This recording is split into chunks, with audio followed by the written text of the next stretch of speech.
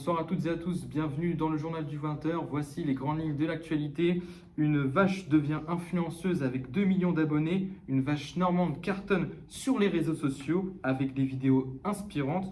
Nous allons aller à sa rencontre pour comprendre son succès.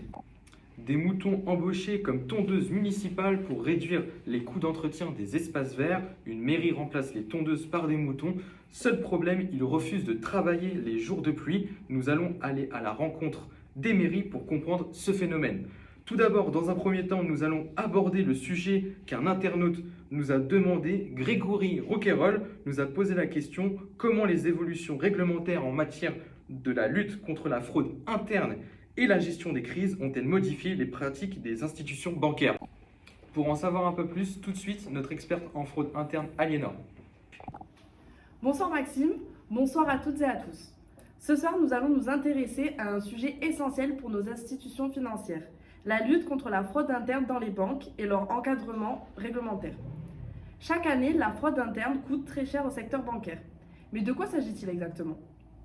La fraude interne désigne des actes de tromperie ou de dissimulation commis par des employés dans le but d'obtenir un gain financier personnel. Vous vous souvenez peut-être de l'affaire Jérôme Kerviel en 2008. Cet ancien trader de la Société Générale a causé une perte record de 4,9 milliards d'euros en réalisant des opérations spéculatives non autorisées. Un exemple frappant de dégâts que ce type de fraude peut causer. Face à ces risques, les banques ont donc renforcé leur dispositif de contrôle grâce à des réglementations strictes mises en place ces dernières années. Il y en a 3 principales. Tout d'abord, BAL 3, une réglementation internationale qui impose aux banques de renforcer leurs mécanismes de gestion des risques. L'objectif, il est simple, c'est de mieux surveiller les opérations internes et d'éviter les abus. Ensuite, la loi Sapin 2 qui vise à lutter contre la corruption et les fraudes. Elle oblige les banques à instaurer des contrôles internes stricts et à prévenir tout dérapage potentiel. Enfin, et pas des moindres, la directive européenne MiFID 2, qui encadre les pratiques des banques en matière de transparence des transactions. Elle impose également des règles strictes pour prévenir les abus de marché et les fraudes internes dans les activités de trading et d'investissement. Grâce à ces dispositifs, les banques sont désormais mieux armées pour détecter et limiter les risques liés à la fraude. Merci Aliénor pour ces explications. Maintenant, faisons un focus sur la gestion des crises avec Asia.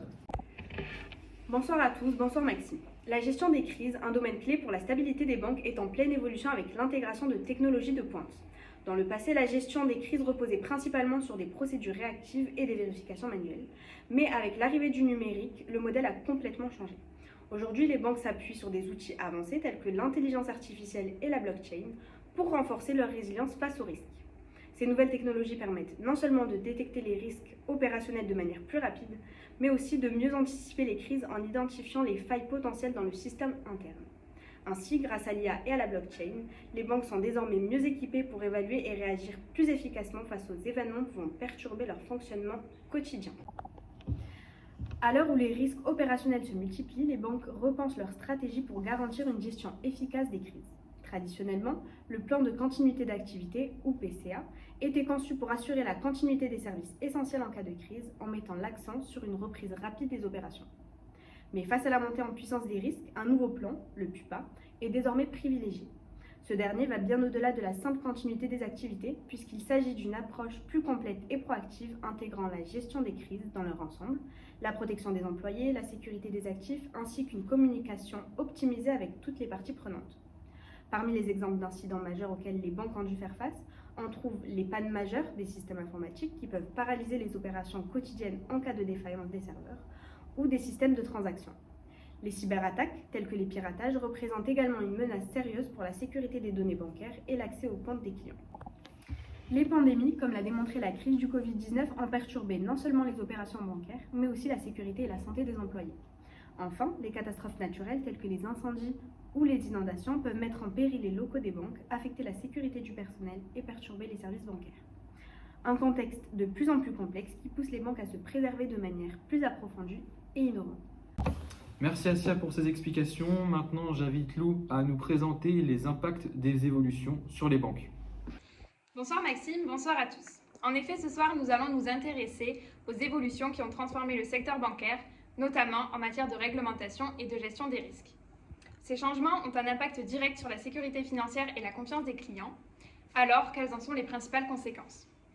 D'abord, parlons du renforcement des dispositifs de contrôle, avec les réglementations comme BAL 2 et 3. En effet, les banques doivent désormais appliquer les règles strictes pour mieux gérer leurs risques. Dans le même esprit, la directive DSP2 vise à renforcer la protection des consommateurs, mais elle impose aussi aux banques des obligations strictes en cas de fuite de données, soit un enjeu crucial à l'ère du numérique. Autre réglementation clé, la MiFID, qui pousse les établissements financiers à renforcer leur contrôle interne et externe pour assurer une meilleure gestion des risques. Ensuite, ces évolutions ont conduit à plus de transparence dans le secteur bancaire. Avec des normes plus strictes et des avancées technologiques, les banques doivent fournir davantage d'informations sur leurs pratiques et leurs risques. Cette transparence permet non seulement d'améliorer la surveillance des institutions financières, mais aussi de renforcer la confiance des clients et des investisseurs. Et enfin, un autre effet majeur de ces évolutions est la réduction des pertes financières. Grâce aux nouvelles technologies et aux outils d'analyse prédictive, il est désormais possible de détecter rapidement des anomalies et d'agir avant qu'une fraude ou une défaillance ne cause des pertes importantes. Cela représente un atout essentiel pour la stabilité financière. Je vous remercie mesdames pour vos interventions. Je remercie également Grégory pour cette question qui était très pertinente. On se retrouve demain soir pour un prochain épisode et une très bonne soirée à vous. Au revoir.